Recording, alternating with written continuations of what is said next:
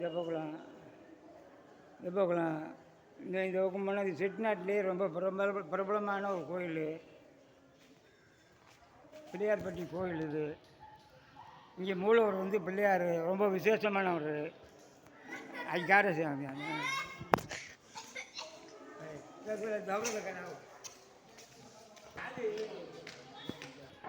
இது இது பிள்ளையார்பட்டி தெற்கு பக்கத்து வாசல்.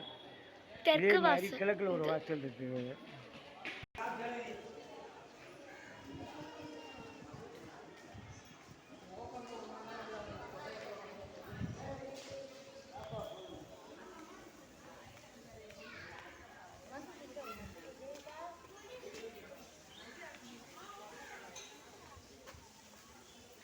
இது தெப்பக்குளம்.